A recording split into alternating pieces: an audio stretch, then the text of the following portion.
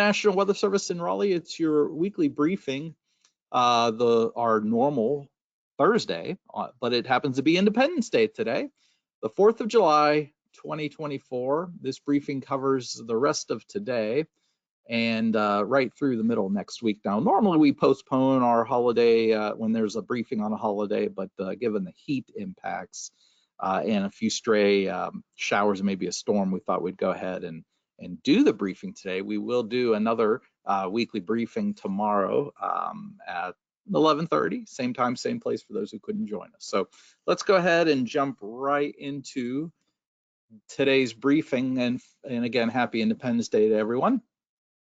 So our big story of today is going to be the heat and humidity.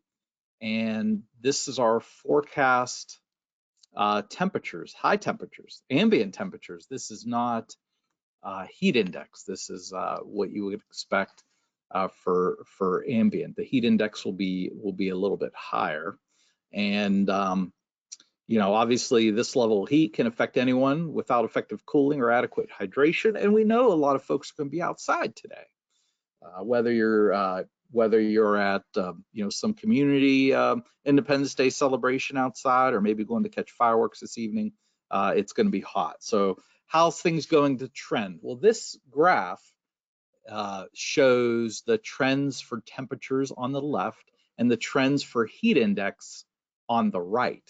And you could see that if you're going to be outside, basically between the hours of 3 and 5 p.m., that's when it's going to be the hottest.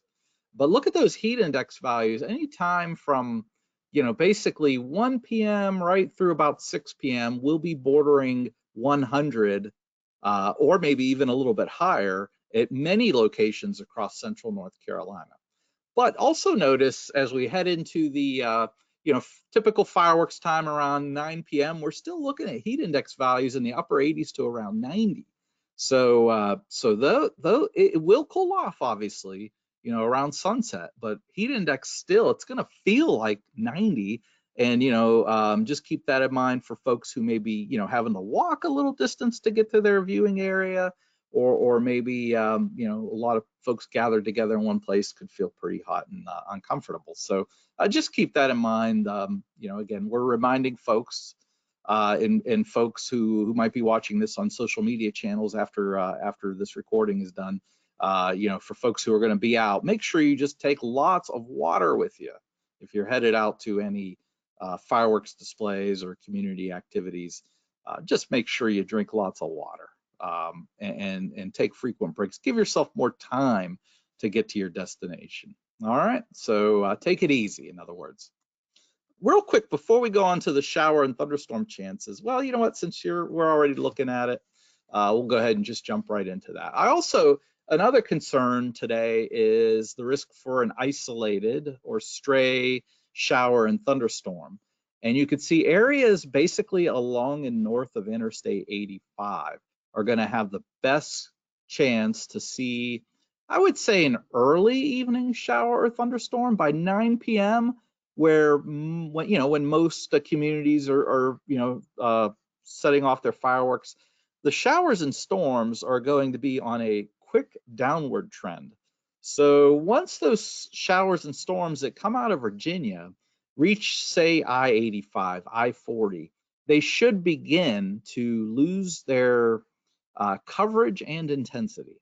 So until then, unfortunately, it looks like a few places, you know, could maybe have a brief shower, maybe a thunderstorm. There can be some lightning. So again, but this is going to be really hit or miss. For example, if you're in Raleigh, you know, for the fireworks display, you know, it's really going to be hit or miss. You know, if this happens to time out where, you know, this decaying showers do make it, you know, it could perhaps rain for a very brief time, say in Raleigh, or maybe there might be a stray lightning strike in cloud lighting up or something like that. But again, this shouldn't be a widespread problem. If you're out in the triad, say around, you know, right around sunset or just thereafter, again, there could be a light sprinkle If you're up toward Roanoke Rapids or Warrenton or Henderson, again, same story. But if you're south of the Highway 64 corridor, you should be okay for the entire evening. Just keep in mind, if you're going to be out and about this evening, just make sure you don't stray too far from your car if you're at a fireworks location where you can watch from the parking lot and be at your car. But if you have to walk anywhere, just take a look at the radar on your phone, or check us out at weather.gov for updates. Just in case one of these stray showers or maybe a thunderstorm moves across. Okay, so I wish I could say it's going to be dry everywhere this evening. Most places will be dry, but a few unlucky spots will see a stray shower, maybe a stray thunderstorm. Okay, and that could be right around fireworks time too. So unfortunately, but we'll be bringing updates as we head through the evening. All right, so that said, let's get on to the rest of the briefing. As we head through the rest of the week, Friday and through the weekend, hot will be the main weather story. Hot, hot, hot, hot. And also increasing chances for mainly afternoon and evening showers and thunderstorms each day as we head through the weekend, with perhaps Sunday being the day that we have the best coverage and highest, forecast rainfall amounts. So, each day, Friday, Saturday, Sunday, maybe a little bit better chance for rain in each day through that period. And then as we get into Monday, Tuesday, and Wednesday next week, it's going to be more typical widely scattered afternoon and evening showers and thunderstorms each day early next week. But again, heat outside of where it's raining, it's going to be hot and perhaps very hot in some locations at some times. All right, so there is the severe thunderstorm potential for the next 8 days, and you can see while we can never rule out a stray severe storm on hot summertime days, the risk for severe storms, at least organized, is very minimal next 3 days. All right, in terms of how much rainfall, again, the rainfall today and this evening is really going to be hit or miss. Again, not a big deal, certainly a tenth of an inch or less. Any place that does see a stray shower this evening.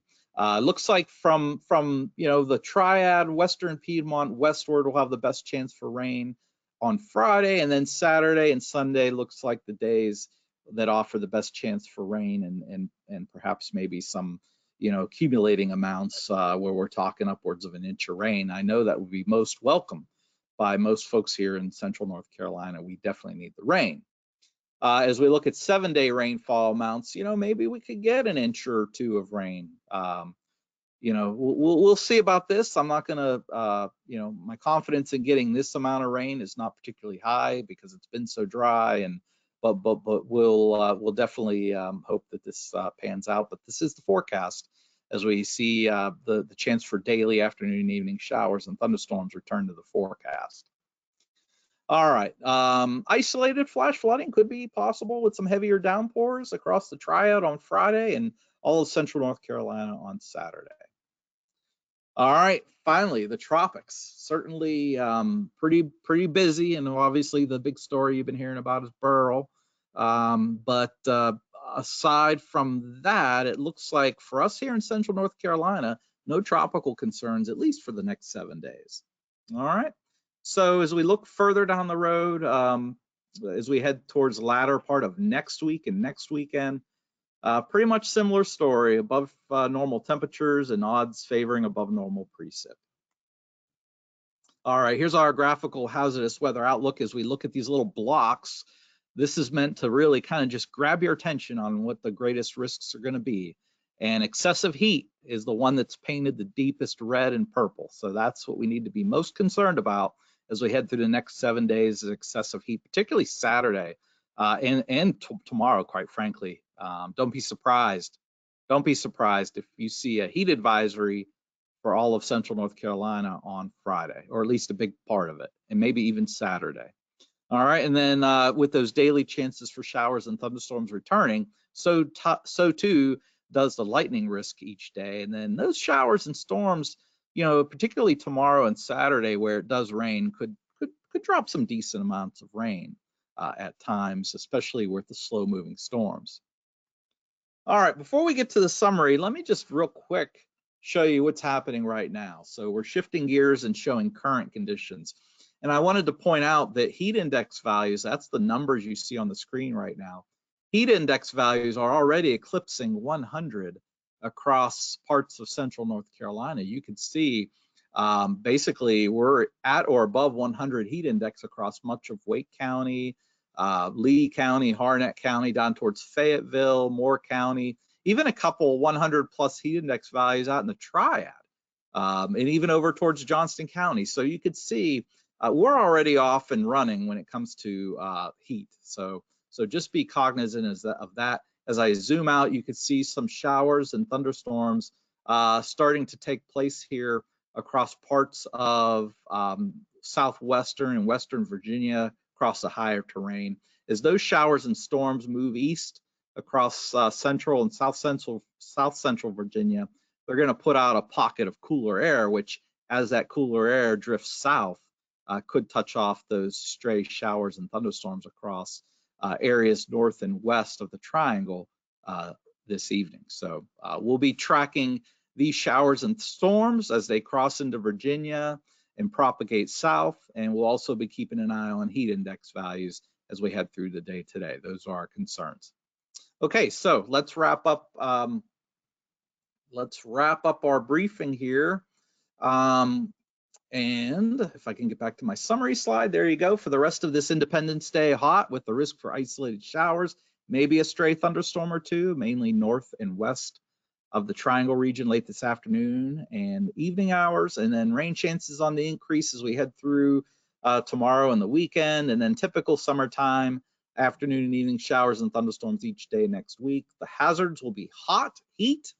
That's going to be the main weather story for the next couple days, and then a risk for isolated flash flooding with the heavier downpours across the Triad on Friday and all of central North Carolina on Saturday. There's the numbers there for you. Look at that.